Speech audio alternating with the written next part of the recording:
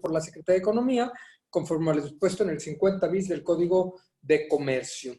¿Verdad? Ahí vienen las disposiciones para su operación. Amablemente te agradezco también, Néstor, las láminas que preparaste para todos los antecedentes del sistema de registro electrónico de la Secretaría de Economía. Si quieres, la que sigue, Néstor. El artículo 129 dice que en las sociedades van a considerar al dueño o al titular de las acciones a quien aparezca inscrito como tal en el registro que se refiere en el artículo anterior. Esta parte es importante porque lo veremos en el registro que tenemos que hacer en el SAT. Tenemos que registrar los cambios que se van dando en el transcurso de la vida de la sociedad entre los accionistas. Entonces, el que tengo registrado en el libro mercantil es el verdadero dueño de la sociedad. Entonces, hay que tener pendiente esta redacción para el amarre con lo que fiscalmente me pide la autoridad, ¿no? Bueno, de la inscripción a que se refiere este párrafo anterior, dice la ley, el 129, se deberá publicar un aviso en el sistema electrónico establecido por Secretaría de Economía, conforme a lo referido en el 50 bis del Código de Comercio, ¿no? Dice también que esta secretaría se va a asegurar de que el nombre, nacionalidad, domicilio del accionista, contenido del aviso se mantenga confidencial, excepto en los casos de información solicitada por autoridades judiciales.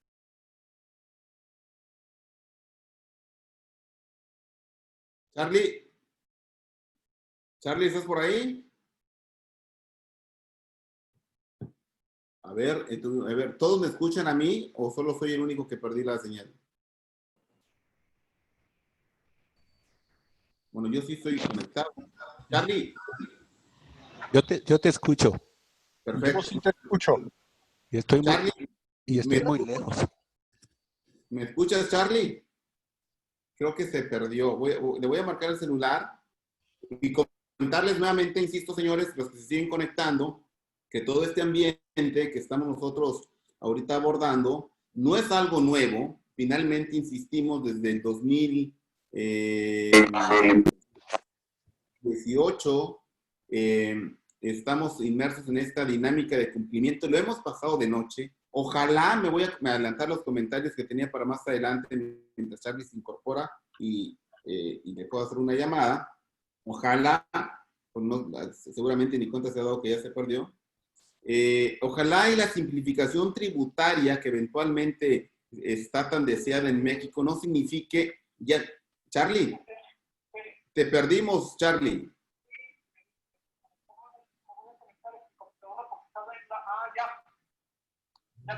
Correcto. Ok, gracias.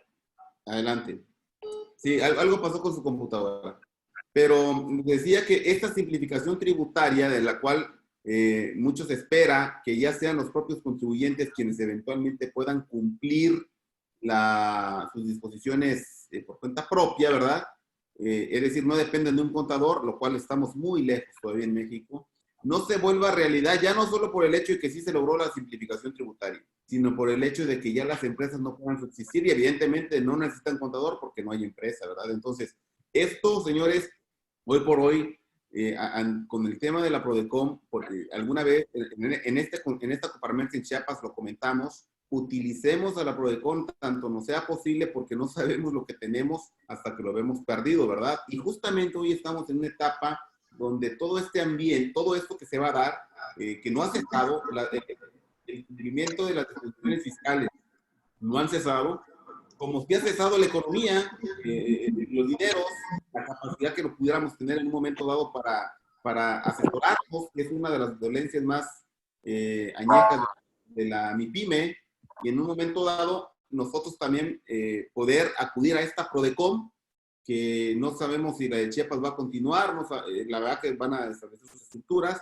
seguramente irán cerrando aquellas que tuvieron poca incidencia, o sea, se ocuparon poco, pero al final del día lo que nos ofrecía la Prodecom era, dijéramos, no obstante de que sus resoluciones todas, con el SAT, todas eran lo que se conoce como el soft law, es decir, una ley blanda, meras recomendaciones, todo era todo eso era la Prodecom. No obstante a ello, siempre ayudaba porque en los trámites de queja, e incluso en los acompañamientos a las visitas domiciliarias, se podían constituir como simplemente, no notificadores, pero sí como, ni siquiera, no era fe tampoco, pues estaban presentes y de una u otra manera miraban el actuar de los agentes bueno, en este caso del personal del SAT, y eso de repente hacía dos cosas: que lo hicieran con mayor apego a la ley, en este caso los agentes del SAT, o bien, pues lo hicieran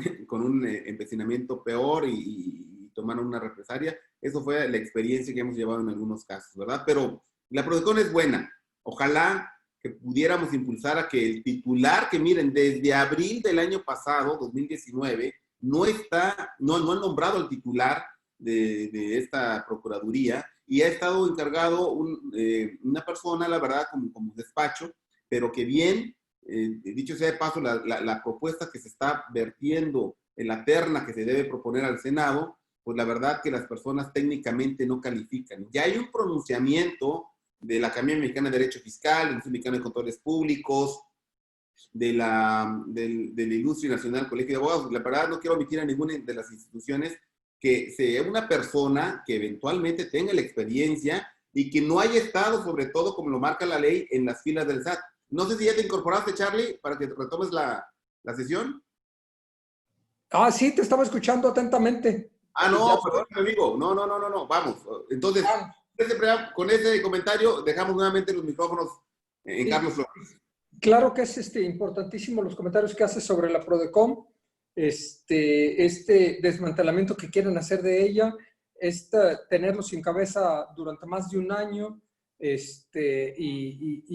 la Prodecom brindando su máximo esfuerzo en protección de los contribuyentes, yo creo que haciendo un excepcional trabajo. Nos vas a comentar del procedimiento, ¿verdad, Charlie? La ficha de trámite. Sí. Para esto. Ok, correcto. Ok, bueno, continuando con esta cuestión, este resumen de situaciones o de hechos mercantiles que vienen al caso, los libros sociales que va a tener la empresa o que va a tener la entidad, el libro de actas, registro de socios, de accionistas, las anotaciones de aumentos o disminuciones de capital, importantísimo. Si quieres la siguiente lámina, Néstor. Claro. Gracias. Tomen también este detalle en cuenta, las anotaciones de aumento o disminución de capital. ¿Por qué quiere también la información la autoridad? Debemos estar pendientes. ¿Por qué necesita saber la información la autoridad de los socios accionistas que pertenecen? El otro día me decía un empresario, no, es que quieren amarrarnos con los impuestos por dividendos. No, yo creo que te quieren amarrar por los impuestos en las compraventas de las acciones. Entonces, ojo con lo que vamos a presentar el 30 de junio. Importantísimo. Ojo con lo que tenemos en los libros sociales, actualizados o desactualizados. Ojo con lo que tenemos. Ojo con los que son los verdaderos dueños de las acciones o los beneficiarios, hablando de PLD. Entonces, vean cómo se está llegando tanto la UIF como el SAT de información para, uno, buscar temas patrimoniales, la UIF, y otro, buscar temas económicos, el cobro de impuestos, el SAT. ¿Va? La que sigue, Néstor. En respaldo, en soporte de leyes, el artículo 50 me dice que las publicaciones que deban realizarse conforme a las leyes mercantiles se realizarán a través del sistema electrónico que para tal propósito establezca la Secretaría de Economía. Ya hablamos de este sistema electrónico de publicaciones. La siguiente lámina, Néstor, por favor. Les pongo una breve semblanza que fue publicado en el Diario Oficial de la Federación el 12 de junio del 2015, una breve semblanza de su acuerdo de constitución mediante el cual se estableció, pero en la siguiente lámina, que es parte de este gran trabajo que hizo Néstor, si quieres ponerla, la matriz de reformas a través de la miscelánea mercantil que se dieron por un decreto del 13 de junio del 2014, en el cual se reforman Ley General de Sociedades Mercantiles, Ley de Fondos de Inversión, Ley General de Títulos y Operaciones de Crédito, Ley Federal de Derechos y la Ley Orgánica de la Administración Pública Federal. Entonces, fíjense, toda esta serie de cambios que se han ido impulsando y fíjense cómo no estamos hablando de cuestión partidista. Vean las fechas, toda la historia que dio de la creación de la UIF, de la creación del SAT, de la Ley Federal de Derechos del Contribuyente, todo lo que se ha impulsado, creación del SAT, etcétera, desde cuándo viene y diferentes ideologías, PRI, PAN y ahora Morena. ¿Qué nos indica? Que estamos en una etapa de estricto cumplimiento, de demasiado control por parte de las autoridades, de observación constante. Esta reforma de 2014, la que nosotros estamos trabajando para nuestras causas fiscales, le ha dado muchísima información al fisco, muchísima oportunidad en el manejo de la misma, muchísimo conocimiento y interacción y cruce de la misma, que eso es lo que pretende la autoridad, del cruce de la información. Hay un acuerdo del 12 de junio del 2015 mediante el cual se establece el Sistema Electrónico de Publicaciones de Sociedades Mercantiles, PCM, el acuerdo del 14 de septiembre del 2016 que modifica al anterior de este Sistema Electrónico de Publicaciones. Luego tenemos también el 14 de junio del 2018 estas reformas que les dije al 73 y al 129 de la Ley General de Sociedades Mercantiles referidas al registro de socios, referidas mercantilmente al registro de socios. ¿Va? Y el 24 de julio del 2018 el acuerdo que modifica el diverso por el que se establecen formas para llevar a cabo las inscripciones y anotaciones en el Registro Público de Comercio y el Registro Único de Garantías Mobiliarias. ¿Qué busca este Sistema Electrónico de Publicaciones de Sociedades Mercantiles? La siguiente lámina, por favor, Néstor. Busca impulsar la competitividad, la productividad a nivel nacional y la simplificación administrativa de las disposiciones que rigen la actividad mercantil. La Secretaría de Economía implementó el PCM por medio del cual se realizan estas publicaciones de manera más amigable y más fácil. Esto, como comentó Néstor, como les comenté en láminas pasadas, entró en vigor el 15 de junio del 2015. El PCM se publica, entre otros, publica actos, convocatorias, acuerdos de asambleas, balances, estados financieros y resoluciones. Cualquier persona podrá consultar la información y descargar boletas de las publicaciones realizadas. La siguiente lámina, Néstor, por favor. Una cronología de todos los artículos relacionados. No se las voy a leer toda. La lámina viene el artículo, viene la matriz importante del artículo, por ejemplo, artículo 73, libro especial de socios, por ejemplo, artículos 242 y 243, balance final de liquidación y distribución del haber social, el artículo 177, estados financieros dictaminados por los comisarios. Está muy interesante tu lámina, Néstor. Te comento cómo está integrada. Y para sí, todos, por favor, Néstor. Miren, hubieron documentos clave. El 13 de junio del 2014, que son los iconos azules, y el 14 de junio de 2018, 4 años después, se incorporaron los otros. Son los más importantes, hay otros temas. Y al calce, donde dice la bibliografía, ahí les ponemos dónde está publicado todos y cada uno, para que ustedes, por favor, señores, los notarios no están haciendo esto, ¿eh? Esto es tema de los representantes legales, y hay que entender que si incluso fiscal, no quiero adelantarme a un poco de las conclusiones, pero hay que entender que esto es responsabilidad de los representantes legales para mantener la contabilidad, y existe un artículo en el ámbito fiscal que lo vamos a leer más adelante para no variar mucho tu ponencia, el 111, fracción octava, que habla de qué pasa cuando no se está llevando todo estos temas en materia de delitos fiscales. Entonces, aquí les dejo dos grupos de modificaciones importantes de la legislación, los que están en azul y los que están en el amarillo, naranja, no sé cómo lo vean de aquel lado. Seguimos, Chaco. Sí, gracias, Néstor. La siguiente lámina. Entonces, en lo siguiente, el recordatorio, el aviso sobre la inscripción en el libro especial de los socios o en el registro de acciones, el estructura accionario de las sociedades mercantiles, a que se refieren los artículos 73 y 129 de la Ley General de Sociedades Mercantiles, únicamente tendrán validez jurídica si se publican en el apartado aviso de inscripción con la estructura vigente, que es importantísimo este tema, importantísimo. Les decíamos, el 73 dice, quien esté registrado en el libro especial de socios es el propietario de las acciones, es el dueño de la corporación. Tengan mucho cuidado con eso. Si Y además, tienes, ya aquí un anuncito de si tienes dudas sobre el trámite, por favor consulta el manual del usuario general, página 34, contáctanos, esto es de la Secretaría de Economía, ahí vienen los teléfonos, extensiones o a través de correo. y además, Charles, comentar de que es muy clara la ley, ¿eh? Si no están los movimientos accionarios, lo que ayer platicaba con unas personas, y fíjate que me dijo, dijéramos, de una manera muy natural, porque eso se da en muchas empresas. Oye, Néstor, y si no hacemos tal o cual situación, podemos hacer, dijéramos, el contrato de enajenación de acciones y luego nos hacemos pacto, como pasaba hace años, ¿verdad?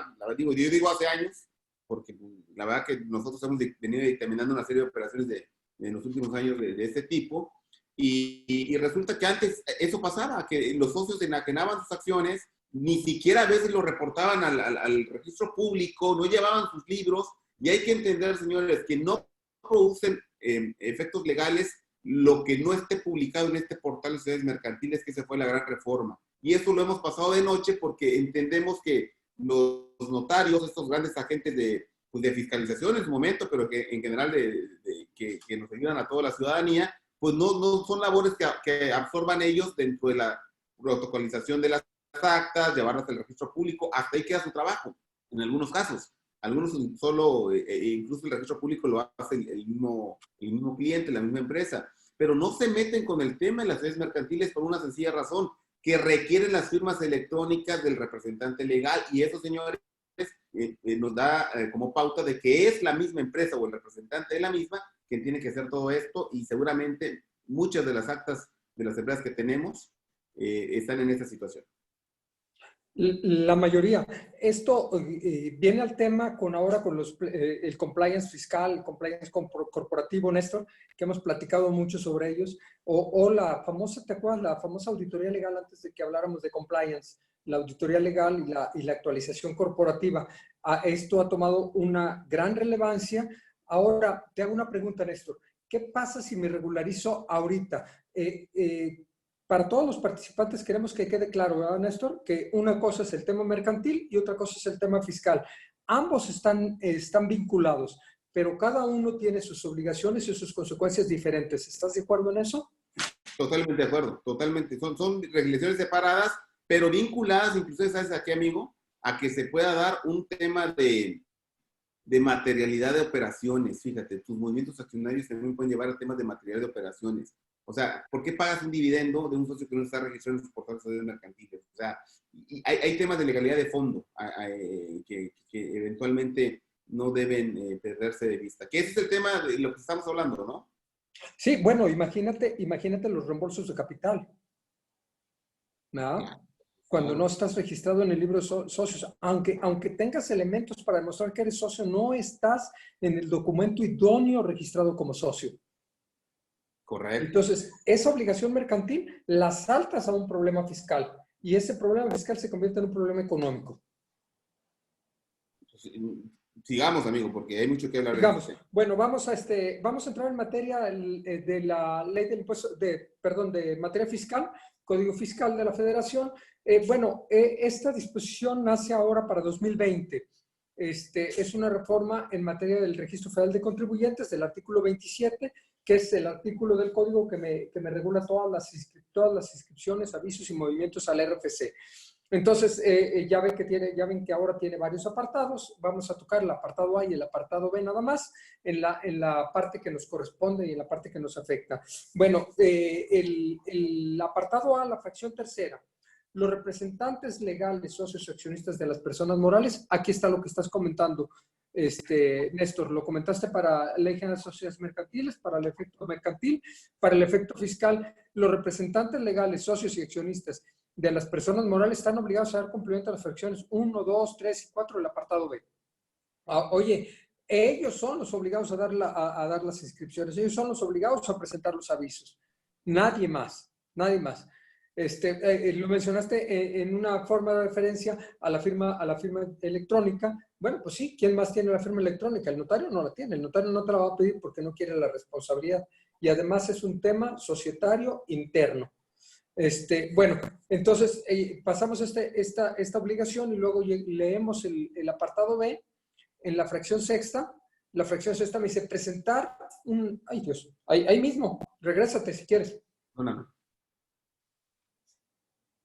Presentar un aviso al Registro Federal de Contribuyentes a través del cual informen. Fíjate, y es importantísima la redacción porque la regla 2419 y el artículo 46 transitorio de la resolución miscelánea fiscal traen una redacción diferente que vale la pena analizar. Presentar un aviso al Registro Federal de Contribuyentes a través del cual informen el nombre y la clave del Registro Federal de Contribuyentes de los socios o accionistas cada vez que se realice alguna modificación o incorporación respecto a estos, en los términos que establezca el reglamento del Código. Déjenme decirles que el artículo 22 reglamentario del Código Fiscal de la Federación no sufrió modificación alguna. Por lo tanto, esta referencia queda en el aire, queda en el pantano, porque no tiene que ver, porque no se actualizó el 22 del reglamento del Código. Pero fíjense qué importante es. Bueno, la disposición nace el 1 de enero del 2020, ¿de acuerdo? Ok, entonces luego me dice que tengo que informarle al fisco sobre los movimientos que realice los socios accionistas cada que haya una modificación, baja, venta, donación, lo que ustedes gusten y manden, o una incorporación, aumento de capital, compraventa de acciones, también lo que ustedes gusten, capitalizaciones, por el método que quieran, por la forma que quieran, una salida de un socio, una modificación de la infraestructura accionaria o una incorporación de un nuevo socio. Amigo. Es relevante este término, ¿sale? Amigo. Dale la que sigue, Ernesto. Permíteme comentar, ¿me escuchas, amigo? ¿Por ahí? Te escucho perfectamente. Perfecto. Miren, déjenme comentarles, seguramente más adelante, que las sanciones no solo en temas administrativos, pueden llegar a temas penales e inclusive un tema, seguramente lo tocamos más adelante, pero que tiene que ver con la cancelación de los certificados de sello digital. Es decir, si tú incumples, eso te lo digo en términos del artículo 117H bis, la fracción número 9. ¿A qué se refiere este artículo que también es nuevo para el 2020? Que la autoridad te puede restringir el uso de tu certificado de sello digital cuando detecte el incumplimiento de algunas disposiciones a que se refieran los artículos de sanciones del código, que son el 79, el 81 y el 83, y de las infracciones, perdón. Y estos artículos de infracciones regulan que si cuando tú no das un aviso, sobre todo el artículo 79, fracción tercera, te pueden en un momento dado, además de caer en esta infracción, poder estar en una cancelación de sellos digitales, lo cual entendamos, señores, que la autoridad va a haber una caída recaudatoria natural por la contracción económica y entonces en el futuro puede ser un acto de molestia bastante recurrente, considerando además que si pensamos acudir a la PRODECON, pues lo hagamos a distancia por temas virtuales o simplemente pues no nos atiendan porque te van a saturar en sus actividades. Solo eso quiero acotar, señor Chat. Perfecto, gracias, Néstor, gracias. La siguiente lámina y la que sigue, nos la saltamos, es el artículo 22 del Reglamento del Código Fiscal de la Federación. Como les digo, no trae una referencia específica al registro de socios accionistas, se los quise poner nada más para que vieran que no se había actualizado. En materia, salió en resolución miscelánea la regla 2419 para ver el correcto cumplimiento de esta disposición del 27, apartado B, inciso sexto. ¿Qué me dice la regla? Dice, para efectos del 27, apartados A, fracción tercera, los obligados a hacer esto, y B, fracción sexta del Código Fiscal de la Federación, las personas morales deberán presentar un aviso ante el Registro Federal de Contribuyentes en el cual informarán nombre, la clave del Registro Federal de Contribuyentes, de los socios o accionistas cada vez que se realice una modificación o incorporación. Ojo, ¿cuándo se da el supuesto? Cuando Néstor y yo hacemos una compraventa de acciones, cuando yo le hago un reembolso a Néstor, cuando Néstor donó las acciones a su hijo, hay una modificación accionaria, ¿de acuerdo? Entonces, tenemos que tener muy presente esta redacción para compararla ahorita con lo que sigue. Conforme a la ficha del trámite 295 del Código Fiscal de la Federación, que se encuentra contenida en el anexo 1A. ¿Cuándo debo de presentarla? 30 días después a la que se llevó el supuesto de esta modificación entre accionistas. Quiere decir, sin leer yo el artículo 46, que estoy omiso en la presentación de avisos de modificación si del 1 de enero del 2020 a la fecha ha habido una modificación en la postura accionaria de la empresa. ¿Estamos de acuerdo? Es decir, solo tengo que presentar el aviso cada que haya una modificación. ¿Ah? Ahora, fíjense muy bien, el 46º de transitorios de la resolución miscelánea fiscal me dice, para los efectos del 27, perfectamente la liga, apartados A, fracción tercera, y B, fracción sexta, perfecta la liga también. Las personas morales, fíjense cómo cambió ya la redacción. Esto es importantísimo. Las personas morales que no tengan actualizada la información de sus socios o accionistas ante el RFC, ¿cómo sé que no tengo actualizada la postura accionaria de mi sociedad? Me decía ayer un empresario, no, fíjate Carlos, yo estoy bien porque yo nací con las acciones, mi esposa y yo, y luego ya nomás hicimos una donación a mi hijo. No hay cambio. Digo, ya hiciste un cambio al primer registro que tuviste o que presentaste ante el SAT. Ya tienes un cambio, entonces tienes la obligación de presentar si caes en este 46. Entonces, fíjense, aquellos que tengan la información actualizada no están obligados a presentar el aviso. Porque dice, personas morales que no tengan actualizada la información de sus socios o accionistas ante el Registro Federal de Contribuyentes deberán presentar el aviso a que hace referencia a la regla 2419. ¿Ya notaron ese corte entre la redacción del 27, inciso B, fracción sexta, la regla 2419 que habla que el aviso se presenta cuando hay modificación entre socios? Y ahora me dice, oye, si no tienes actualizada tu infraestructura accionaria, preséntame en una sola vez quiénes son los socios que están ahorita el 30 de junio y nos olvidamos de que me presentes avisos. Nos olvidamos de que presentes avisos que ya no presentaste porque estos debieron de haber sido cada 30 días o 30 días después al movimiento accionario que tuviste. ¿Se fijan qué sutil este cambio? Ahora, vertientes, ¿le hago caso o no le hago caso? Presento los avisos que dice la regla 2419 como lo dice, aunque sea de manera extemporánea, pero espontáneamente, o presento el aviso de la estructura accionaria. ¿Qué es más fácil? ¿Qué me conviene más? Debo de tener un terrible cuidado en la información que le voy a dar, porque la información que le dé, si yo digo que Carlos y Néstor son los socios el 30 de junio, presento mi aviso, presento mi 295, lo mando a Hacienda, todo el rollo, y luego resulta que le doy un reembolso a Virgilio. Oye, Virgilio no era socio. No, sí era socio, había una compraventa, pero no la pusiste. Pusiste que era Néstor y Carlos. Eso, y aquí en temas de lo que decías, Néstor, ahí donde está la materialidad de que le pagues un supuesto reembolso a alguien que supuestamente es socio. Entonces podemos tener un problema gravísimo. Además, fíjense muy bien. Oye, y pones otra vez en este ejemplo, Néstor y Carlos los socios. Y luego dices, ay, ¿sabes qué? Resulta que es Carlos y Luis son los socios.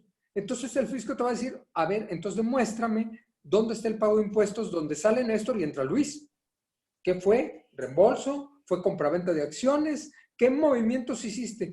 Vamos a dejar algo que hemos mantenido en la opacidad, las integraciones accionarias, algo que hemos mantenido oculto, que es de lo poco que quedaba en la contabilidad oculta, aquellos que no han cumplido con la legislación mercantil, porque los que cumplieron con la legislación mercantil, ojo, tiene que cuadrar la información que presentan en materia fiscal con la que tienen en el sistema electrónico de la ley de la Secretaría de Economía, porque si no, ¿qué van a informar? ¿Cuál es la buena?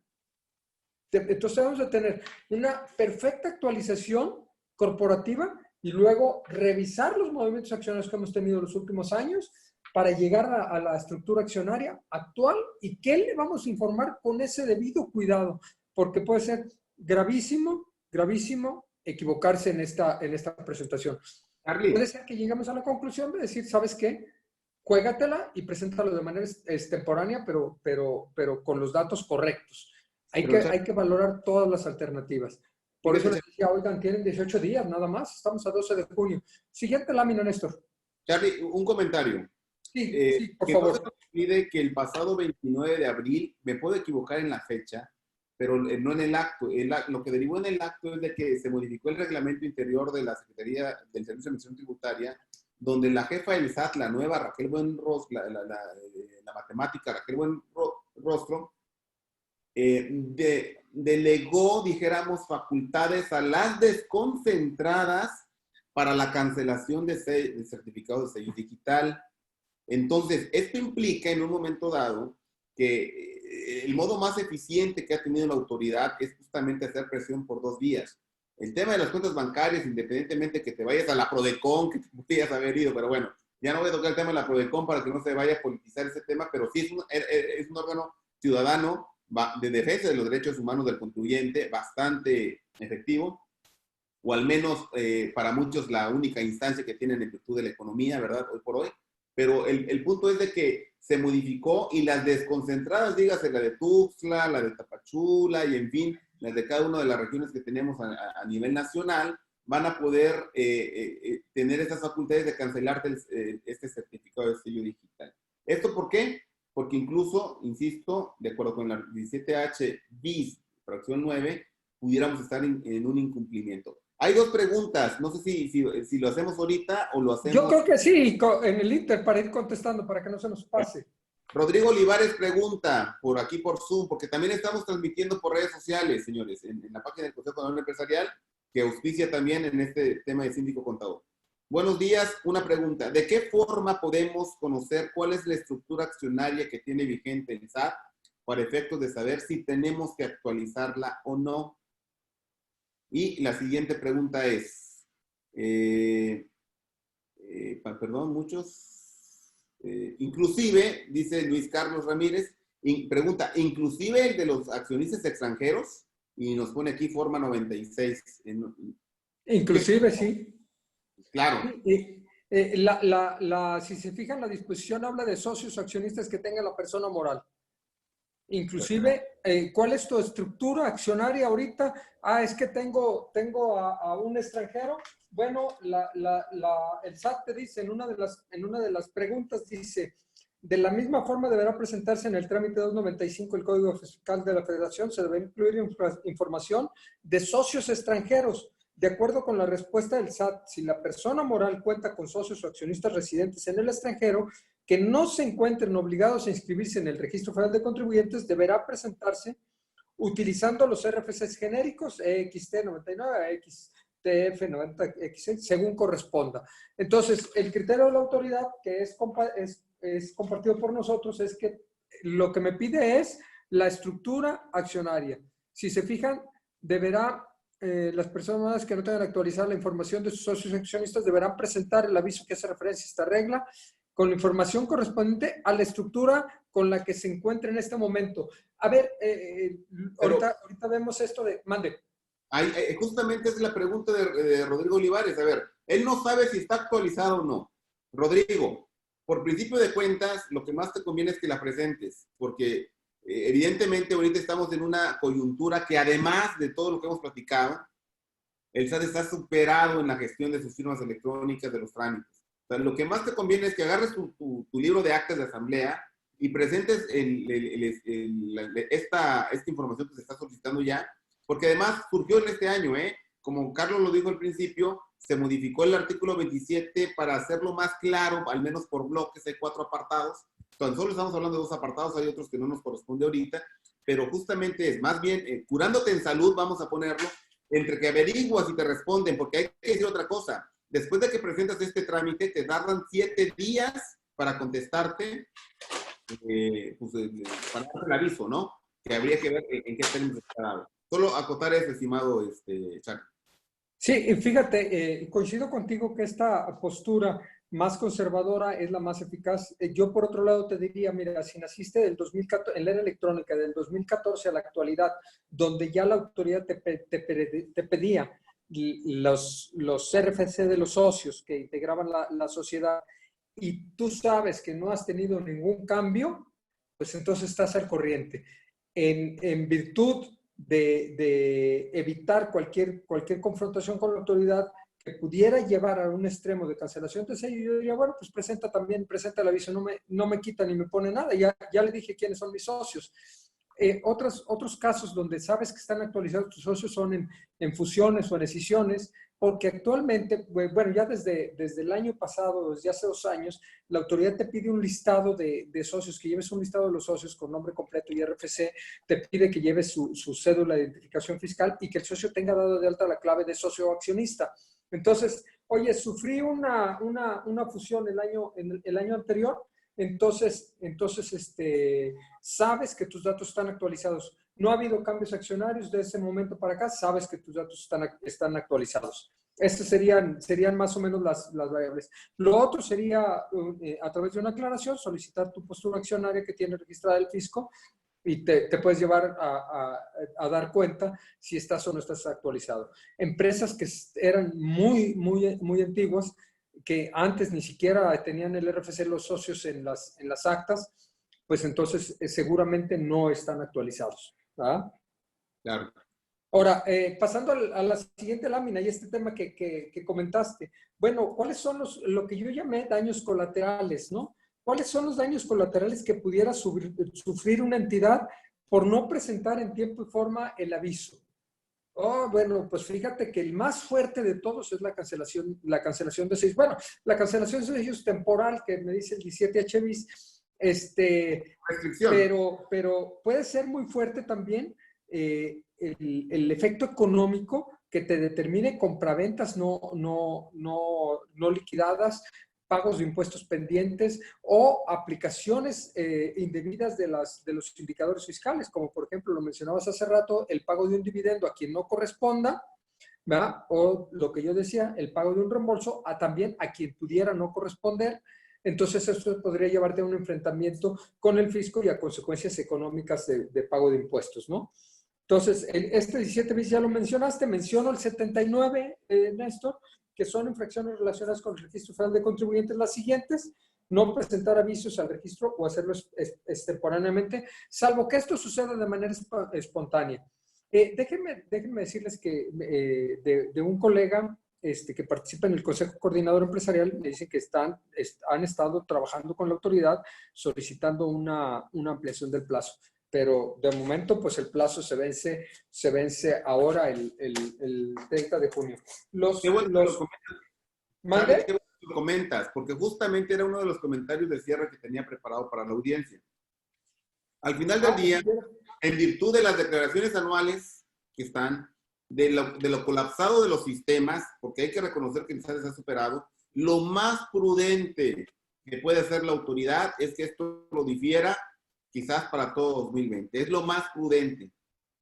Y en el Inter, señores, irse preparando para su cumplimiento. Que esto no quita, insisto, aquella disposición que nos dice el portal de sociedades mercantiles de la Secretaría de Economía. Esos son, dijéramos, son líneas distintas, pero que ambas disposiciones obedecen a, por eso planteábamos la gráfica al principio, a la recomendación del Grupo de Acción Financiera Internacional de establecer 2 ejes de fiscalización, dijéramos, espontáneo, automático, eficaz, que es la denuncia, y por denuncia, no propiamente ante un ministerio público, más bien es presentar avisos, informes y finalmente pues, es estar brindar información y que la autoridad pueda seguir el rastro de esas operaciones. Eso es lo que se está buscando. Anteriormente, la enajenación de acciones, insistimos, se daba, a veces ni se protocolizaba, a veces aunque fueran formatos inferiores, 20,000, 50,000, los capitales eran muy mínimos y no, pues se aventaban el riesgo de la retención por parte de la persona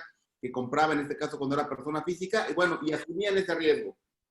La autoridad nunca se daba cuenta porque al final del día no era un trazo que tuviera. Hoy ya va a tener estos trazos de manera muy eficaz porque va a haber reportes, tanto para la Secretaría de Hacienda, del SAT en este caso, como para la Secretaría de Economía.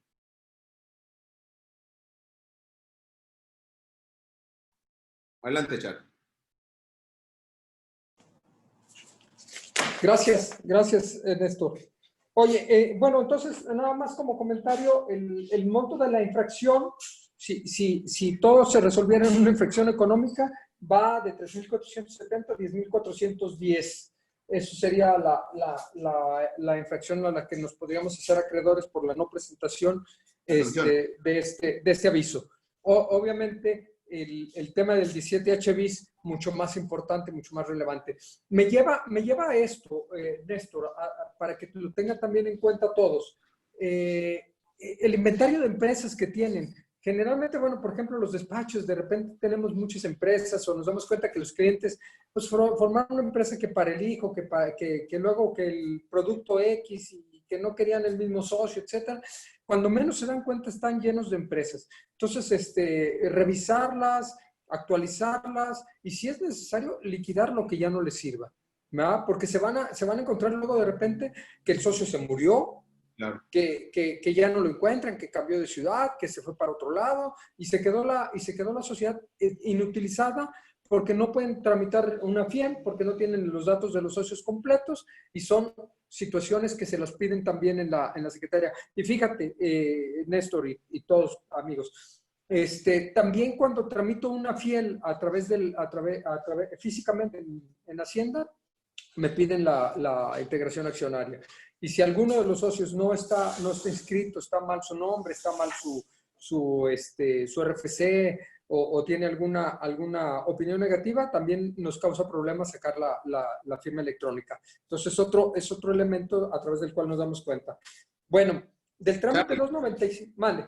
Perdón, también como motivo, hay que entender que las acciones de la autoridad, dijéramos, los hechos contrarios a la ley, y le saludo a mi amigo Jesús Ramírez, que por ahí debe estar escuchándonos, César Córdoba, en la academia también lo hemos visto, se castigan con dos maneras. Si es por la vía administrativa, con una infracción, como ya la comentó Charlie, pero si es por la vía penal, el artículo 111, fracción octava, nos habla que cuando no se lleven la contabilidad y los libros son parte de la contabilidad de acuerdo con el artículo 33 del Código de Comercio, señores. Entonces, son los libros sociales, que son 4, y estamos hablando tan solo de uno de ellos, implica una responsabilidad penal que a la postre, de acuerdo con el artículo 95, fracción octava también de la ley del Código Fiscal de la Federación, técnicamente se le quiere atribuir al máximo garante, ¿no? Es decir, a la persona que debió, y en este caso las leyes marcan que propiamente es el representante legal, la persona que debió estar al tanto de esas situaciones. No hay que perder de vista que sí hay una sanción económica, pero puede haber una sanción penal en el artículo 111, fracción octava del Código Fiscal de la Federación. Excelente. Aquí anoté para ponérselos también antes de que envíes el material, ponérselo la referencia, ¿no? Ah, súper. Aunque me lo mandas, le agregué una. No les enviamos el material porque lo platicamos, Charlie, la verdad que en la semana nos pusimos de acuerdo, y una buena convocatoria, les agradecemos toda su presencia y los que nos siguen en redes sociales también, porque eso es muy importante. Era un tema que se iba a platicar al interior y dijimos a Charlie y aquí al presidente Manolo Pardo, ¿sabes qué, presidente? Hablamos a todos porque no, pues se va a ir el tiempo y va a ser una escalonada de hechos desafortunados que se puede derivar si no se amplía el plazo. Sí, totalmente. Además viene la presentación de declaraciones anuales de personas físicas el 30 de junio, que la recomendación en esta época de pandemia ha sido, si traes impuesto a cargo, espérate y págalo el 30 de junio. No pagues dinero que no tienes ahorita. No puedes. Si el 30 de junio pide tus pagos en parcialidades, si es una cantidad alta, y toma esa opción para que también metas un aviso, metas tu declaración, entonces satures un poco más el portal de la página del SAT, ¿no? Yo creo que hay muchas personas que, sobre todo todas aquellas que tienen impuesto a cargo, que están esperando los últimos días para ponerse al corriente.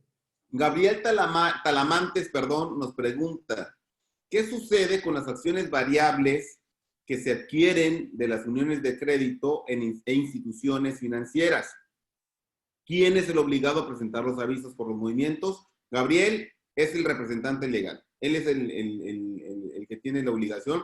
Y tu obligación como socio en este caso es darle la información para que te pueda inscribir, porque si no va a estar impedido y al final del día no va a tener una situación, dijéramos, de poder cumplir, pero ya no va a ser por parte de él. Entonces, es el representante legal. Correcto, que lo mencionaste desde el principio en la introducción, Néstor. El problema más importante al que nos vamos a enfrentar es la falta de información, sobre todo de socios antiguos, ¿verdad? Que, ya no lo encuentro, era mi compadre, pues ¿cuál es el RFC? No sé ni cuándo nació, pues, etcétera, ¿no? Entonces, ese tipo de cosas las vamos a encontrar muy seguido. Por eso tenemos que allegarnos de información, hacer un plan de trabajo corporativo primero, estarás de acuerdo, ¿verdad? Primero corporativo, claro. Actualizo, dejo mis libros en orden y luego paso al tema fiscal para cuadrar y para conciliar o vincular ambas informaciones. Antonio nos pregunta, bueno, mi amigo Néstor, ¿me repites por favor el fundamento legal que hay en consecuencia penal? Sí, el artículo 111, fracción octava del Código Fiscal de la Federación, que se le atribuiría en responsabilidad al representante legal o al director general en un momento dado, dependiendo quién tenga la máxima responsabilidad en esas tareas, de acuerdo con el 95, también fracción octava del Código Fiscal. Es importante, aunque no lo toquemos, que también le echen una ojeada al 26, o ya hablaremos de él en alguna otra charla en esto, la responsabilidad solidaria, ¿no? ¿Cómo se movió el artículo 26? Yo traigo ahí un tema nada más también de refilón como para ponerle la cereza al pastel de este asunto de la autoridad, ¿no? Oye, perfecto. El artículo, el trámite 95, la ficha 295, perdón, no lo vamos a mencionar, obviamente aquí viene anexa, nada más que sí es importante decirles que, fíjense, ¿qué requisitos debo cumplir? Esta parte también es vital. ¿Qué requisitos debo cumplir? Documento protocolizado y digitalizado en el que consten las modificaciones, así como la incorporación de sus socios o accionistas. Fíjate cómo la autoridad, aquí a través de la ficha, ahí en la partecita de abajo, ahí señálaselos con la flechita en donde dice qué requisitos debo cumplir. Me dice que tengo que presentar un documento protocolizado. Entonces, ojo, a ver, yo no tengo cambios este año, pero tuve cambios el año pasado a mi estructura accionaria. Voy a presentar mi aviso con la nueva estructura accionaria con la cual nací el 1 de enero del 2020. Y ya está Carlos y Néstor, 50%, y ahorita les hago un cuestionamiento más al respecto.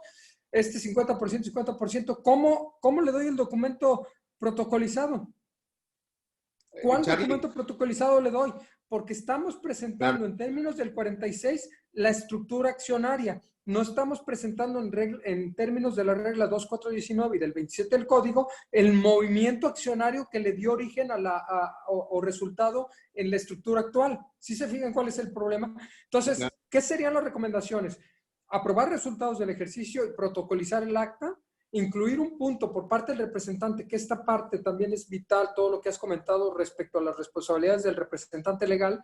Oye, el representante legal que le presente a la asamblea cuál es la estructura, cómo se encuentran, y ese sea el documento protocolizado que le anexen y le presenten a la autoridad. ¿Cómo ves esta postura, Néstor? No, totalmente de acuerdo, mi Charlie. No, tiene que ser, es decir, tenemos que tomar la información. También hay que entender que los contribuyentes actúan de buena fe.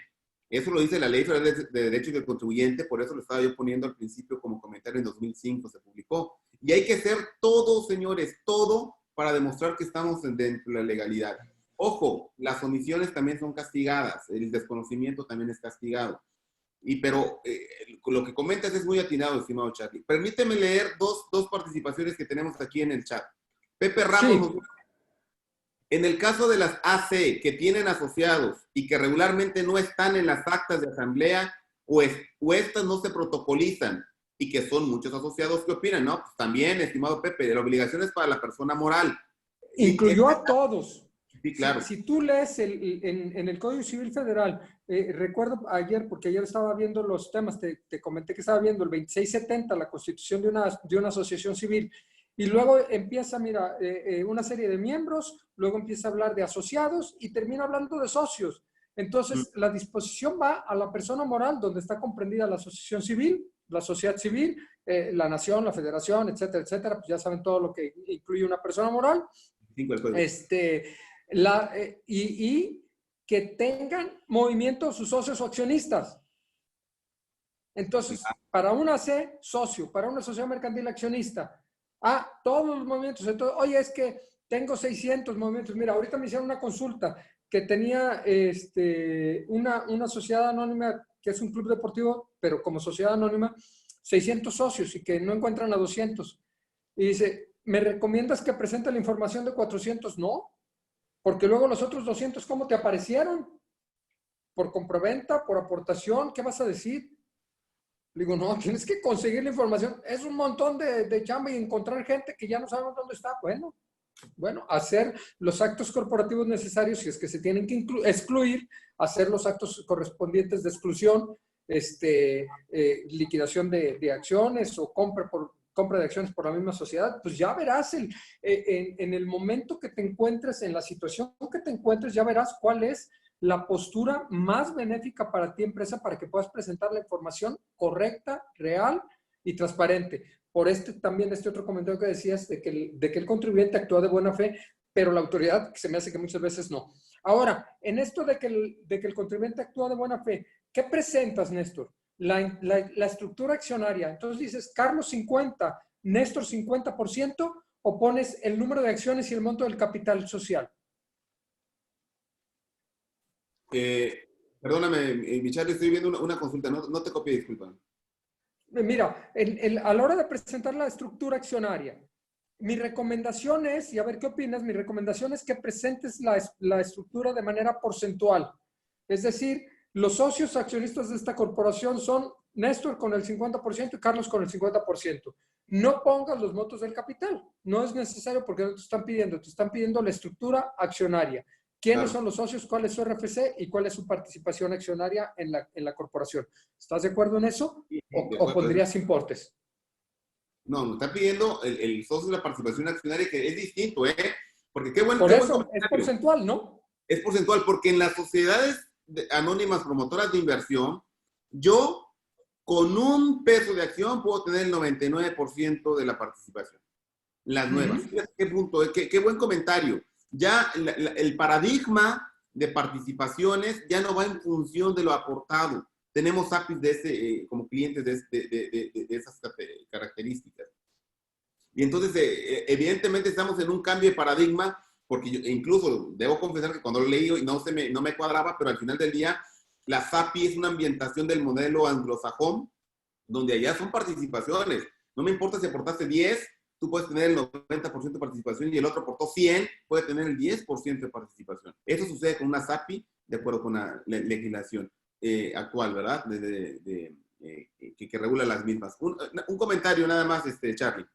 Sí. Edgar Benítez nos hace una acotación muy importante, pero que tiene mucho sentido con lo que hemos venido hablando. Él nos dice, ojo, el representante legal es muy vago. Un apoderado es representante legal y él no se encuentra como obligado.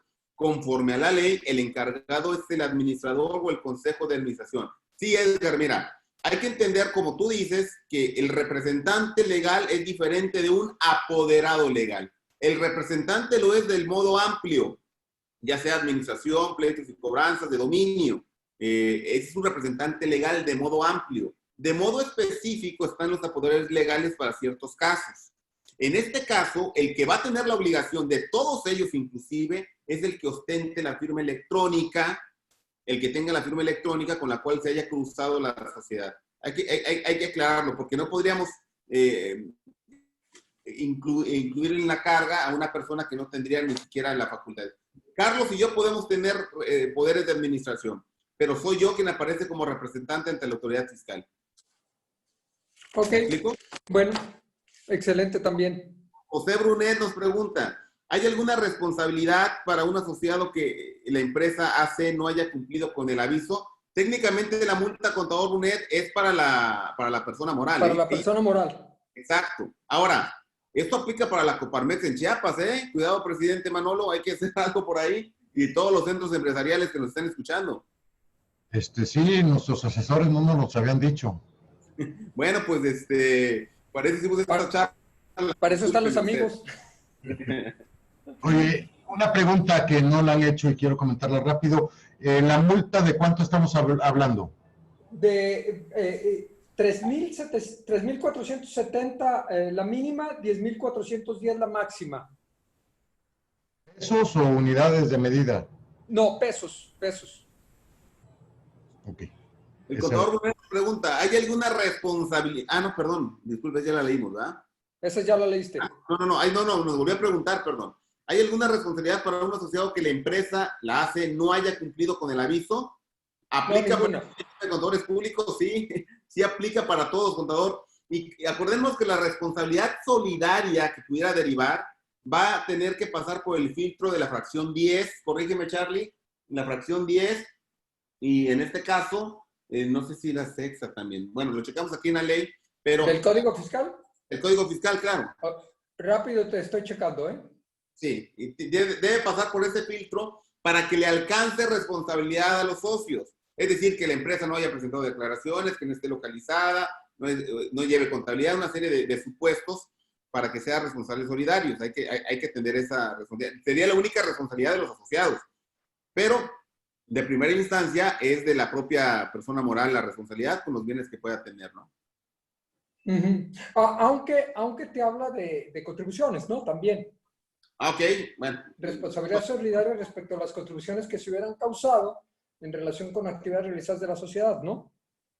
Correcto. Bueno, aquí tienes el artículo 26 también, ¿eh? Bueno, aquí tengo el 2611, pero es como, yo le llamé información para tener mayor control por parte de la autoridad, pero fíjate cómo la autoridad está queriendo esta información para revisar esta responsabilidad también y aplicar esta responsabilidad. Dice, las sociedades que debiendo inscribir en el registro o libro de acciones o partes sociales a sus socios accionistas, inscriban a personas físicas o morales que no comprueben haber retenido y enterado, en el caso de que así proceda, el impuesto sobre la renta causado por el enajenante de tales acciones o partes sociales, o haber recibido copia del dictamen respectivo y en su caso la copia de la declaración en la que conste el pago del impuesto correspondiente. Entonces, oye, soy responsable solidario si en el libro social, fíjate cómo ya me vinculó, por eso requiere que yo le presente la estructura. Aunque se dice de las normas mercantiles que son normas imperfectas porque no hay sanción, aquí estamos viendo ya cuál es la sanción, aparte de la inherente que comentaste, a quién es el dueño de una sociedad, el que esté anotado en el libro social, ¿verdad? Y aquí te dice, oye, el que anotó a un socio diverso sin haberse cerciorado de que se retuvo y enteró el impuesto correspondiente, o se presentó un dictamen para que esta retención o este entero fuera menor, la empresa la sociedad se hace responsable solidaria en el pago del impuesto, cosa que es delicadísima y muy costosa. Sí, nos pregunta también, e insiste Luis Carlos Ramírez, el aviso previsto para accionistas extranjeros es en el último párrafo de la sección A del 27, la forma 96 dice, también queda cubierto con el informe, de 30 de junio. Si entendí, el que él presente su aviso de inscripción como socio, de acuerdo a este artículo 27, no deja a salvo la obligación de la autoridad de presentar la estructura accionaria. Claro. Son dos O sea, obligaciones. el socio se registró, está bien registrado, todo está todo dar, cumplió su obligación. Claro. Pero la persona moral no ha informado porque tiene socios extranjeros, no, tiene que informar que tiene socios extranjeros, tiene que informar la estructura accionaria, quiénes son sus socios y a qué porcentaje van. Claro, ese es lo que exige esta nueva obligación, vaya, ¿no? Es correcto. Sigamos, estimado amigo, porque ya llevamos 1 hora de transmisión, porque empezamos puntuales, ahora sí podemos decir que 1 hora y algo más. y yo creo que nos faltan muy pocas láminas, ¿no? La idea es No, pues esta lámina nada más es para que no descuiden. Hay que leer y aprenderse muy bien el artículo 7, que me viene la definición de personas morales y la definición de socios o accionistas. Hay que ver los diferentes integrantes de las personas morales y las diferentes composiciones del capital, partes sociales, acciones, etcétera. Luego también, las diferentes sociedades mercantiles, civiles, laborales, de derecho agrario, sociedades nacionales de crédito, organismos descentralizados, la Coparmex mencionabas ahorita, colegios de abogados, clubes deportivos. ¿Qué tengo yo en mi portafolio que me lleve a una relación con socios o accionistas que me nazca esta obligación de presentar mi aviso ahora el 30 de junio? Entonces, esto nada más es como recomendación para que lo incluyan, para que lo lean, para que cada quien haga ese inventario, para que cada quien haga ese listado, hagan un plan de trabajo, como repito, partiendo desde la parte corporativa y aterrizando la parte fiscal.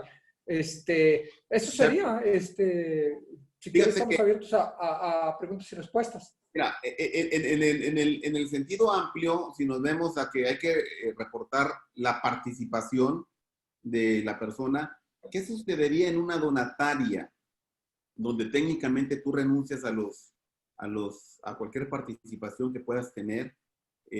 Tendríamos que presentarlo, 1. 2, si lo presentamos tendríamos que poner 0, porque no hay derecho a participación de los socios. Aunque hay constitución, ¿no? Entonces tienes que ponerle 0. O sea, le llenas todos y a todos les pones participación 0. Pues ¿Por sí. qué? Porque pues finalmente renunciaron para ser donatarias y no podría hacerlo ya con las nuevas disposiciones. Con la nueva disposición, porque no te excluye a donatarias, no te excluye ningún tipo de persona moral. La referencia es a persona moral. Lo que pasa, Romeo Pastrana nos aclara algo. La definición del artículo 7 solo es para efectos del impuesto sobre la renta. Nada más así lo dice. A mi entender, no aplicaría el artículo 27 del Código Fiscal de la Federación en la regla. Lo que sucede, Romeo, es de que al no haber una disposición y la única disposición referente a socios, ni tampoco en IVA hay una obligación para lo que se debe entender por socio accionista. Todas las leyes harían referencia a lo que dispone, de acuerdo con la Corte, en este caso, a la ley fiscal, que es ¿cómo se llama? El artículo 7 de la ley sobre la renta. De referencia tendrías que irte al derecho común y la primera puerta que abriría sería el derecho fiscal. Y en el derecho fiscal te encuentras el artículo 7. Y nada más es una referencia para que entiendas qué es considerado persona moral y quiénes serían los obligados a la misma. Porque bien dices, el Código Fiscal no te define qué es una persona moral. Ni socio, ni accionista, ni acciones, en fin. Nada. Y es para que lo tengas, para que tengas claro cuál es tu postura frente al fisco, e incluso, como menciona Romeo, incluso para que tomes tu decisión y la sustentes. Si tú dices, oye, no me va a aplicar el 27 porque no hay una definición exacta de qué es o no hay una definición siquiera, ¿no? Ni siquiera exacta, no hay una definición de persona moral en el Código Fiscal de la Federación, por lo tanto a mí no me aplica el artículo. Bueno, si esa es tu argumentación, lo sustentas de esa manera, ¿no? Entonces, oye, está en el artículo 7 y el artículo 7 aplica la ley del impuesto a la renta, ahí lo dejo. Está bien. Tú soportas y juntas tus pruebas necesarias para demostrar tu dicho y para hacerlo valer. Punto. Amigo Charlie, la contadora Ríos, contadora, sea usted tan amable, por favor, de abrir el micrófono y compartirnos su experiencia, porque de eso se trata. No se trata de desinformar, sino se trata de hacer dirigirnos vaya al empresariado y generar un ambiente de cumplimiento adecuado. Sea usted tan amable, contadora, abrir su micrófono y compartirnos lo que nos está poniendo aquí por escrito. Con el gusto de saludarla, por cierto. Muchas gracias. Estoy de acuerdo con lo que señala Romeo. Además, en el caso de Coparmex, no tenemos absolutamente ninguna posibilidad de darles un título que les represente sus aportaciones, porque ni siquiera se hacen aportaciones de capital. O sea, se hacen aportaciones de cuotas anuales, pero no se hace, ninguno de los socios es una aportación de capital, de patrimonio. Entonces, por eso es que no somos socios en el sentido que señala la ley del impuesto de la renta cuando habla de socios o accionistas, cuando habla de personas morales. No estamos hablando de esa situación en el caso, por ejemplo, específicamente de Coparmex o de la mayor parte de las cámaras o asociaciones. Ok, sin embargo, contadora, habría que ver, solo como contexto, en el supuesto que es la Coparmex, que no es donataria, ¿qué sucede si hay un remanente y ese remanente, como utilidad generado, no tenemos restricción alguna para repartirlo? ¿Nos lo repartimos? No. En el caso de Coparmex no es donataria, es un sindicato patronal. Me queda claro, ¿no? Y está también en título 3. Y está en título 3 y no, digamos que si hubiera remanente en su caso, bueno, pues ya se aplicarían las disposiciones de remanente. Si es que se reparten, pues se retendría conforme marca el capítulo 9 del título 4 de la Ley de Impuesto de la Renta y se le retendría el 35% al asociado, digamos, pero realmente ni siquiera es un remanente. ¿Por qué? Porque se le devolvería parte de su cuota, o sea, no es remanente en realidad. O sea, este tipo de asociaciones y de instituciones no son con fines lucrativos, definitivamente. Ok, qué buen comentario. No sé si Romeo o Pastrana quieras también abrir tu participación y platicarlo. Al final del día estamos en la posición de generar datos de consulta a la autoridad por ser síndicos y que nos lo aclare. Con todo respeto, contadora, me parece que yo quisiera entenderlo totalmente como ustedes más. Yo abogaría porque así fuera, pero el tema de participación va más allá del de aportación. Yo puedo participar por ser socio, no sé, por ejemplo, yo le puedo decir algo. Y no quiero hablar de desiguales, pero bueno, al final del día yo puedo participar por solo aportar mi trabajo sin aportar nada de capital. Entonces, más bien yo creo que lo que amerita bajo este escenario, si alguien también quisiera participar y si no, nos vamos dando pauta a las últimas dos preguntas que tenemos, es hacer una consulta sobre todo para las no lucrativas, los sindicatos, los colegios de profesionales, por supuesto, las cámaras, no se diga, ¿no? Y yo creo que le agradezco muchísimo su aportación, pero yo creo que hay tema de consulta aquí directamente a la autoridad. Y a lo mejor la autoridad, en el bien entender de lo que se busca acá es que no hayan transiciones patrimoniales o beneficios patrimoniales, va a decir, no, ¿sabes qué? Solo lo que sea mercantil, solo lo que sea lucrativo, en términos generales. Y lo no lucrativo, no, porque de facto no llevas un beneficio económico, que sería al final del día lo que quieren medir. La capacidad de riqueza, por ahí alguien nos decía en los primeros comentarios, quieren medir temas de ingresos para temas de discrepancia fiscal, posiblemente. Tema de ingresos para efectos de venta de acciones, como lo comentamos al principio. Pero yo sí comparto en una primera línea su visión, pero me parece que este tema de consulta, no sé si está en lo correcto. Hola. Sí, pues habrá que hacer la consulta, pero este es el punto que también sostenemos en el caso de Coparmex, pero bueno, pues habrá que... Sí, sería, contadora Ríos, cuestión de analizarlo, ¿verdad? Porque la referencia del 27, pues dice, oye, nada más te hablo en relación a que presentes el aviso que me informes el nombre y la clave del registro federal de contribuyentes de los socios o accionistas, ver si es socio. Oye, es socio, pero no tengo una participación en el patrimonio. Cada vez que se realice alguna modificación o incorporación respecto a estos, no me está hablando de un aspecto patrimonial, me está hablando nada más la modificación de los socios. Entonces, por eso ponía en una de las dudas, que no la tengo resuelta del todo, lo que les comenté es mi opinión, es presentar el porcentaje del cual participas tú en una sociedad, no el monto del capital, porque no me está hablando de manera económica, me está pidiendo la lista de personas. ¿Qué son? Persona moral. Oye, ¿el sindicato patronal es una persona moral? Sí, sí es una persona moral, así está definida. Ah, ok, entonces el sindicato es una persona moral. ¿Tiene socios o accionistas? No, no tiene socios, tiene miembros. ¿Por qué le llaman miembro? ¿Por qué no es socio? O sea, ¿cuáles son sus derechos y cuáles son sus prerrogativas que tiene? Oye, no, sí cae en la calidad de socio. Entonces nada más presenta una lista y no tu posición accionaria o tu postura, tu estructura accionaria sería todos tus miembros y todos con el 0%, tal como sería con las donatarias. Eso pudiera ser una parte de la interpretación. La otra y la más conservadora es, oye, ¿sabes qué, autoridad? Coparmex, ¿tengo obligación o no tengo obligación de darte la lista de mis miembros o mis socios, verdad? Eh, perdón, ¿puedo hacer otra intervención? Sí, O sea, sí, las por que favor. guste. Luego, Romeo Pastrana, luego después de la contadora, con toda confianza, te avientas en tu conjunta también. Sí, Gracias. entonces, en el caso, por ejemplo, de un sindicato de trabajadores, ¿sería el mismo supuesto de que vamos a tener que dar el nombre de todos los 10,000 trabajadores que están en ese sindicato? Pues, Sería una locura. Sería una locura. y entonces, pues estamos más o menos parecidos, ¿no? Más que Claro, Coparmex tiene 10,000, pero bueno, pues habrá que analizarlo muy concienzudamente porque faltan, como bien dijo Carlos, 18 días. faltan 18 días, pero pues sí, yo creo que comparto la opinión de Romeo. Muchas gracias. Gracias. Romeo. Hola, ¿me escuchan? Sí. Oigan, bueno, antes que nada, muchas gracias, muchas felicidades por el evento. La verdad está muy bueno, muy completo.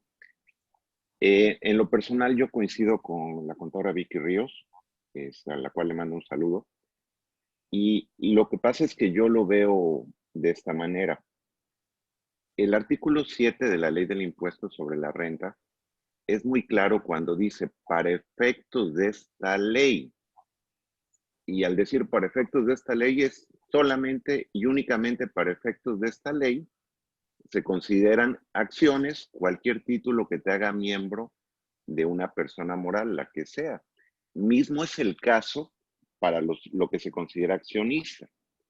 Pero reitero, es exclusivamente para términos de la ley del impuesto sobre la renta. Tal es el caso que si se vendieran partes sociales, se le da el tratamiento de enajenación de acciones que contempla la propia ley.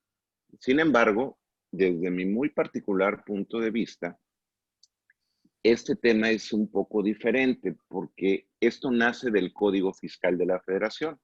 El mismo código en el artículo 5 del Código Fiscal dice que las disposiciones fiscales son de aplicación estricta. El código es en defecto de la ley, o sea, cuando la ley no contempla, entra el código. Y cuando no hay una definición propia en el Código Fiscal, entonces nos vamos al derecho federal común, como lo dice el segundo y último párrafo del artículo 5. Entonces, en el derecho federal común tenemos la ley de sociedades mercantiles y ahí sí me definen lo que es acción y lo que son socios y todas las definiciones que vienen ahí. Entonces, bueno, desde mi muy particular punto de vista, y es con el afán de enriquecer el evento muy bueno, que reitero, los felicito, que lo hayan hecho muy oportuno. Yo quisiera dejar ahí mi punto de vista por dar un ejemplo meramente relacionado, que no es propiamente el tema, pero es un ejemplo. En el caso del régimen de incorporación fiscal, se supone que alguien no puede ser miembro del RIF si es socio de otra persona moral. La misma autoridad ha aclarado que no aplica cuando son socios de personas no lucrativas. Y eso que el RIF está en la ley del impuesto sobre la renta, y ahí sí le aplicaría el artículo 7 de la ley del impuesto sobre la renta, porque estamos en el contexto de la ley del ISR. Por eso, salvo su mejor opinión, pues yo quisiera que esto se analizara, me gustaría la retroalimentación de ustedes y si lo pueden consultar mucho mejor. Quiero hacer una aclaración que por ahí mi amigo Juan Ángel me hizo. Escribí con mayúsculas, pero porque se me fue el dedo en el rap, pero no es que es que dicen que mayúsculas es gritar, no, para nada. ¿No estabas gritando, Romeo? No, en lo absoluto. Oye, Romeo, pero fíjate, qué buen comentario nos sacas y por ahí no sé si César quieras participar, a ver, bajo tu opinión. César es secretario de la Academia de Derecho Fiscal acá de Chiapas. Fíjate, da materia de consulta, sin duda. O sea, plano, yo quisiera entender y quisiera estar en el tema de lo que nos dice Romeo y contadora Vicky. Y la contadora Vicky Ríos. Sí, cómo no. Y además, con todo mi respeto para ambos y contadora, el aprecio de siempre que ha tenido siempre pues, aquí con los chapanecos, ¿no? Pero mire, justamente esta acotación que nos hace Romeo respecto del RIF, inicialmente nos ubica, tanto que nos ubica que el RIF tuvo que ponerlo como excepción, y lo voy a leer tal cual, solo para tener una mera referencia hacia todos. No pueden ser de ese régimen fiscal pagar impuestos en los términos de esa sección los socios, accionistas o integrantes de personas morales, o cuando sean partes relacionadas en los términos del artículo 90, o cuando exista vinculación en términos del citado artículo con personas que hubieran tributado en los términos de esa sección, a excepción de los siguientes, y te sacan los que no sean del título 3, Pero tanto que te considera esta ley, y en un momento dado, en un contexto fiscal, tanto que se consideran también a los socios de las asociaciones, sindicatos, del título 3, que te lo tienen que quitar, porque si no, estarían implícitos en el desarrollo, y eso fue muy discutido cuando salió la propuesta. Inicialmente estaba, me acuerdo cuando salió, pues fue 2014, seguramente todos, cuando salió la propuesta, oye, ¿qué va a pasar con los que tienen, por ejemplo, los contadores? Que estamos en el colegio de contadores, o en algún otro instituto, aquí la Coparmex, entonces empezó a haber este tipo de plática, y al final del día salió muy noble la disposición, después se fue haciendo más noble, que los salarios sí, que los arrendadores sí, pero justamente por lo que comenta Romeo, nos dejas una buena luz, Romeo, la verdad, contadora también el comentario, pero es materia de consulta, sin duda, sobre todo para partir de bases de certidumbre jurídica. César, ¿andas por ahí? A ver, ¿me escuchan? Sí, te escuchamos. Sí. Ok, bueno, ya me presentó aquí el amigo Néstor. Mira, realmente respecto a la aplicación del 7, el artículo 7 de la ley del ISR, trasladarlo al Código Fiscal de la Federación, siempre se ha podido. ¿A qué me refiero? Aunque la ley, como dice el que intercedió a mi participación, que solo será para efectos de esta ley, el artículo primero del Código Fiscal de la Federación, siempre nos establece que primero se van a identificar o se va a, voy a leerlo para que Sí, claro. Dice, las personas físicas y las morales están obligadas a contribuir para los datos públicos conforme a las leyes fiscales respectivas. Las disposiciones de este código se aplicarán en su defecto. O sea, primero aplicamos las disposiciones fiscales respectivas y en defecto las del Código Fiscal. Pero bueno, ese es un comentario. Y respecto de que si son socios, accionistas o miembros de determinadas sociedades, si les aplicaría el 27, por ejemplo, a un sindicato, yo estoy de acuerdo con ambos, con la contadora que habló y la otra persona, porque efectivamente, para efectos del impuesto sobre la renta, para efectos de las leyes fiscales en general y determinadas tesis jurisprudenciales y tesis normales, se establece que son socios o accionistas aquellos que tengan o una intervención o una propiedad en el haber social, en el patrimonio o en el capital de una sociedad, asociación o en este caso sindicato. En el caso de los sindicatos y de las asociaciones civiles, no se tiene como tal una participación en el patrimonio de la empresa, de la persona moral. Bajo esas circunstancias, un miembro de un sindicato o un miembro de una asociación civil que no tenga fines lucrativos, no entraría dentro de la calidad de socio o accionista que establece el artículo 27 de la ley del Código Fiscal de la Federación, por lo cual yo coincido con los anteriores que participaron, en virtud de que si no se tiene una participación en el capital, en el patrimonio o en el haber social económica, es decir, que no esté dentro del patrimonio, no se considera ni para efectos civiles, mercantiles o en este caso fiscales, como socio accionista. Es un miembro de una asociación o de un sindicato que no tiene ni siquiera un patrimonio conjunto con sus asociados o con sus, en este caso, con sus agremiados o con sus compañeros de sindicato. El sindicato tiene un patrimonio por sí mismo, pero que en caso de disolución o en caso no se le tiene que distribuir a ninguno de los socios, a ninguno de los miembros del sindicato, por lo cual, para efectos civiles o mercantiles o fiscales, socio o accionista, que también es diferente, son dos palabras distintas que implican distintas situaciones, pero para efectos fiscales, socio accionista no tiene nada que ver, por ejemplo, con un miembro de una sociedad con un miembro de un sindicato, perdón, con un asociado de una asociación civil. Incluso el artículo 7, cuando define la previsión social, te habla de socios, trabajadores o miembros. Ahí ya hablando del 7, te habla de miembros, entonces ya ahí Claro. haces la diferencia entre miembro, socio o accionista. Entonces coincido con las dos personas anteriores que tomaron participación. Antonio Ok. Ibarra, tienes un comentario, Toño. ¿Quieres abrir tu micrófono? Hola, ¿qué tal? Buenas tardes a todos. Fíjate, es una opinión muy dividida, ¿eh? Claro. Coincido, ahí yo no con los dos, con los cuatro, pero me inclino más por la postura que tomaste, Néstor, y tomaste, Charlie. ¿Por qué? Porque la intención del 27 es la identificación de personas, no está hablando de patrimonios. Por eso, si nosotros hacemos alusión a cuando habla de socios y accionista, como bien lo comentó el ponente de hace ratito, socios es para sociedades que por lo regular hay partes sociales, pero hay que recordar que el derecho de asociación en algunas sociedades, como en el caso de asociaciones patronales, no existe eso, pero están asociados. Y entonces el 27 lo que quiere es identifica personas. Es cierto, ¿no? No hay probablemente actas, como bien lo establece ahí, y entonces ahí pudiéramos hacer una interpretación donde dice, no, solamente aquellas donde hay partes sociales y acciones a las que hace alusión. Pero pues sí hay nuevas tomas de nota, o hay cambios, hay actas para tomas de nota, donde hace referencia nuevamente a personas físicas. Entonces, sí se podría manifestar. Estamos en la condición de poderlo presentar, por supuesto.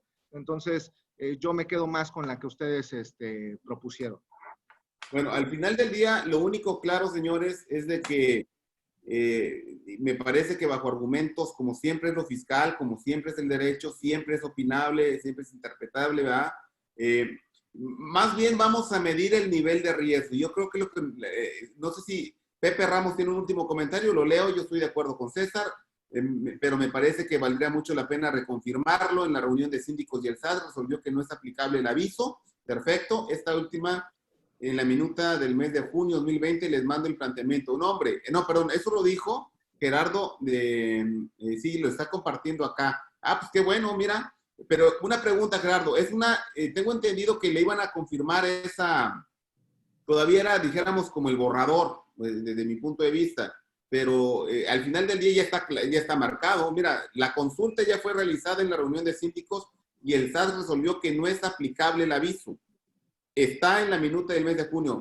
¿Sabes qué? Vamos a circular la minuta, ya lo está poniendo acá, un servidor la va a descargar y con mucho gusto se los manda a los participantes, en este caso a través de aquí de la Coparmex Chiapas. Y en el camino, señores, bueno, la verdad que ha sido un evento bastante nutrido. La verdad que siempre va a generar dudas y comentarios lo fiscal y sobre todo lo opinable que se dé en relación a lo mismo. Presidente Manolo, te agradezco, César, Antonio Ibarra, Romeo Pastrana, Pepe, bueno, todos los que participaron, no quiero omitir a nadie, contadora Vicky, qué amable por sus palabras. Bueno, presidente, el micrófono es suyo. Agradecer a todos, llegamos a ser 90 conectados, la participación estuvo muy nutrida, muchas gracias hasta Guadalajara y hasta todos los rincones que se conectaron. Muchísimas gracias a todos y vamos a seguir haciendo eventos de este tipo a través de Coparmex Chiapas, pues para estar informados, porque sí hay mucha información que no conocemos los empresarios, ¿no? Agradecer a Gabriel, que tuvo el tiempo, y a todos los que se conectaron. Muchísimas gracias a todos. Nada más, se grabó la sesión, presidente, cuando tengas, nos la compartas y ya que ellos pues la puedan continuar. Y la idea es hacer eso, ¿no? Eso es lo que hace la Coparmex Chiapas, le asesora al empresario, le genera, evidentemente que se asesore a tiempo, ¿verdad? Porque evidentemente estamos en momentos para hacerlo. Ojalá esté la prórroga y ojalá salga esta publicación. Hay que entender que las consultas a síndicos se hacen justamente porque hay dudas, justamente porque no es clara la ley y ya está resuelta en esta minuta, que yo entiendo que era un borrador, pero como sea, es un gran avance. Felicidades. Gracias. Si alguien más se quiere despedir. Pues no sé si activan su cámara, tomamos las fotos y que se suba a las redes sociales también. Esto ahí de la Coparmex se las mando a las personas que se pudieron conectar y que los valientes que se quedaron al final, que ya se van desconectando varios, pero Los demás ahí, por favor, eso, si son tan amables, aquí vamos tomando, hay que nos ayuden en la Coparmex Chiapas también a tomar las cámaras debidas y bueno, pues a continuar con lo que estamos haciendo en nuestras labores, ¿no? Haciendo Saludos patria. a todos. Gracias. Gracias, Néstor. buenas tardes. Muchas gracias. Saludos. Saludos, vamos a dar por terminada la sesión, ¿qué te parece? Correcto. Muchas gracias a todos nuevamente. Buen provecho, un abrazo.